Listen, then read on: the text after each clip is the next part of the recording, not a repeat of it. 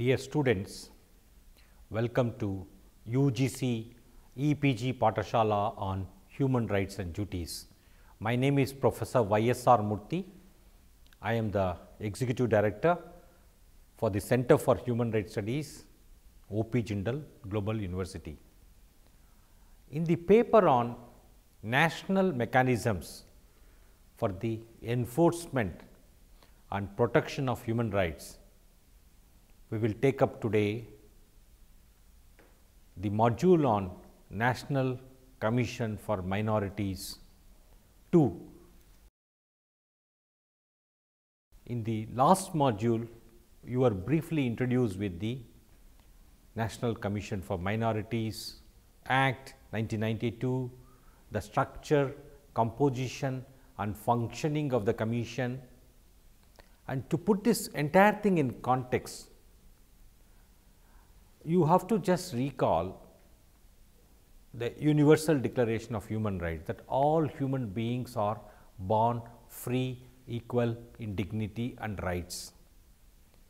And in the subsequent conventions which have been developed by the United Nations General Assembly, non-discrimination in the enjoyment of rights regardless of distinctions based on sex, religion, gender, race, etc. has been expressly prohibited. In fact, it was recognized by the international community that when persons belonging to minorities do not enjoy their full range of rights, when there are protracted violations, systemic violations over a long period of time, they often lead to population displacements, refugees flows from across the national borders and lead to complex humanitarian conflicts or situations. And we have also in the last module reviewed our own constitutional provisions, including the references to secularism in the preamble of the Constitution, liberty of thought, conscience and religion. And we have also seen how several rights which are mentioned in the Constitution of India are applicable to all citizens, and these are supposed to be enjoyed by everyone, including persons belonging to minorities. And there are some specific provisions for them both in Part 3 of the Constitution dealing with fundamental rights, Part 4 of the Constitution dealing with directive principles of state policy, and also Part 4A of the Constitution outlining the fundamental duties. In fact, if you see the international human rights law, it says in countries where there exists linguistic, ethnic and religious minorities, those persons shall be, or their rights shall be protected, and right to practice, profess their religion, language and culture. So, these are the essential elements: religion, right to profess, practice religion, language and culture. And in the last module, of course, we saw a brief introduction, the historical context in which the National Commission for Minorities was established, the Constituent Assembly debates, and thereafter how the structure of the Commission changed over the years. Today, we are going to look into the National Commission for Minorities in greater detail. What have been its achievements, what have been its activities, what have been its shortcomings, how can it be made a more effective body in order to perform the statutory responsibilities given to it under the National Commission for Minorities Act. You will understand the context of hate crimes across the world, and in that context there is a movement for reassessing the outlook on the protection and promotion of the rights of religious minorities. The adverse treatment to religious minorities and the perceived threat to their identity could be contributory factors leading to violent extremism. India has been a melting pot for religions from all over the world, and the creation of the National Commission for Minorities was preceded by various legislative efforts. An independent statutory body solely for the rights of minority was therefore obvious, but the National Commission for Minorities suffers from similar operational problems as do many other national human rights institutions. Often they are made toothless not by law, but in practice. There is a wide mandate given to National Commission for Minority, but it is not reflected in terms of the assistance provided to this commission. Let us look at complaints and monitoring mechanism.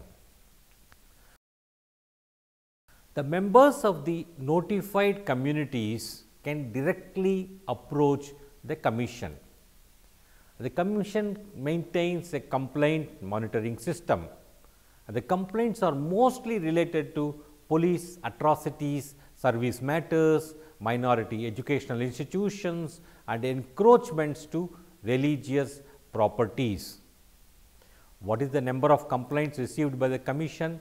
It hovers around 2,500 or so. It shows people's trust in the commission. It also highlights the fact that minorities need special institutional arrangement for redressal of their individual complaints.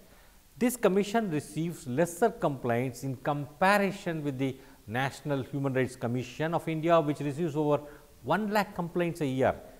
The National Commission for Minority does not have enough powers to address the complaint to the satisfaction of the complainants.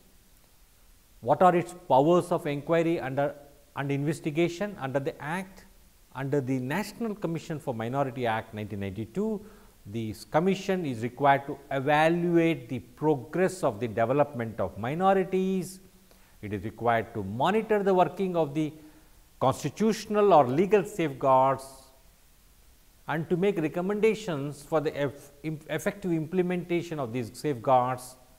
And the National Commission for Minorities is required to look into specific complaints regarding deprivation of rights and safeguards and discharge these responsibilities and functions requires powers of inquiry and investigation for the commission.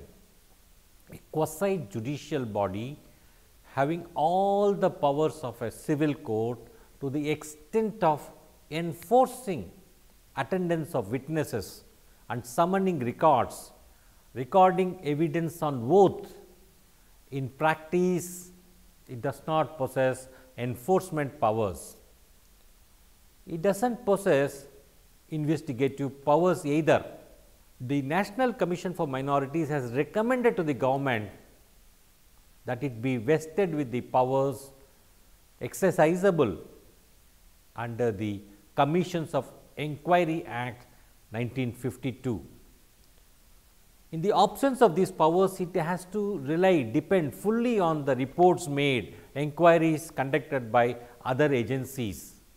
However, this repeated recommendation of the National Commission for Minorities never was found favor with the government. So, thus the commission continues to remain a toothless watchdog of minority rights in the absence of powers of inquiry and investigation, like the powers of a civil court granted to the commission, do not carry much weight. as the commission has to depend on the reports made and inquiries conducted by the agencies, which are often blamed for anti-minority biases.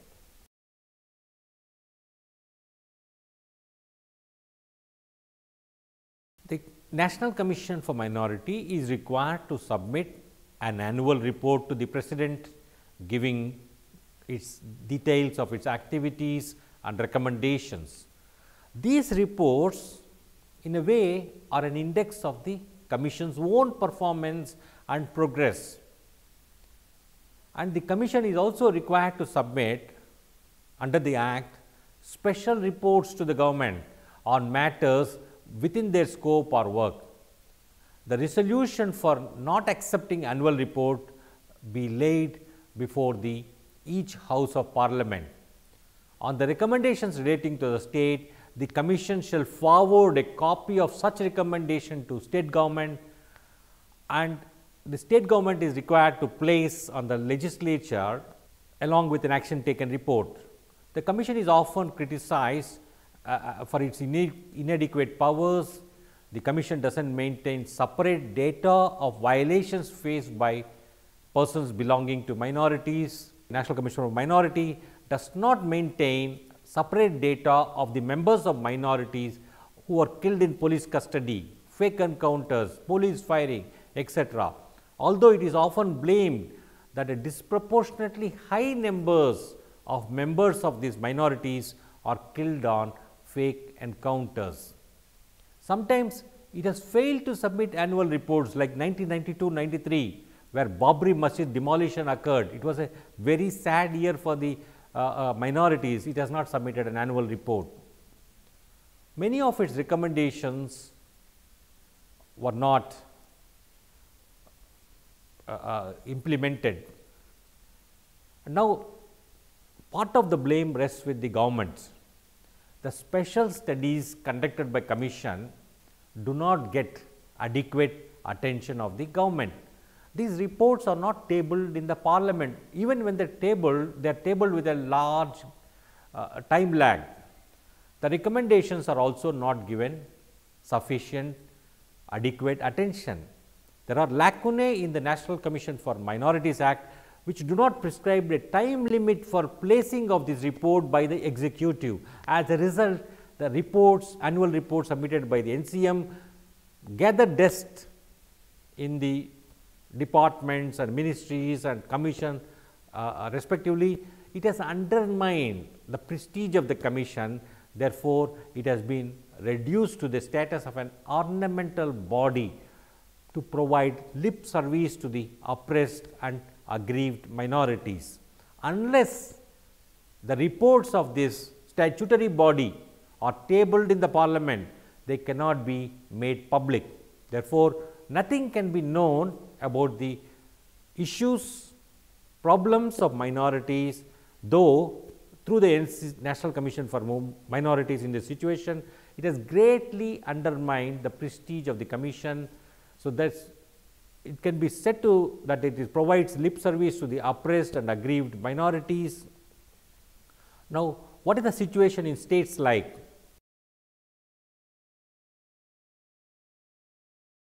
Sixteen state governments have constituted state minority commissions, and the functions to safeguard and protect the interests of minorities are more or less similar to the National Commission. And it is very important that all remaining states, 13 of them, make institutional arrangements for redressal of grievances of minority. They must also set up state commissions. This step will promote better coordination between National Commission for Minorities and the State Commission for Minorities. It is necessary for the National Commission itself to take a lead in advocating and put pressure on the state governments where such commissions have not been formed yet, to constitute the state commissions at the earliest. This alone will promote the foundations of better coordination between the National Commission for Minorities and the State Commission. Now, politicization of the Commission. The politicization of the national human rights institutions such as the National Commission for Minorities is counterproductive to the very purpose which these bodies are established. In fact, it is against the basic principle of independence of NHRIs as laid down in the Paris Principles. If the NHRIs are politicized, then their role as an effective watchdog with respect to the government's actions and inactions would be seriously compromised. Unfortunately, in recent times in India, the National Commission for Minorities has been increasingly criticized for becoming the mouthpiece of the government when it comes to their policy towards minorities in India. The present National Commission for Chairperson's statements have come under intense scrutiny in the wake of mob lynchings, defamatory comments, inciting violence, etc. in India.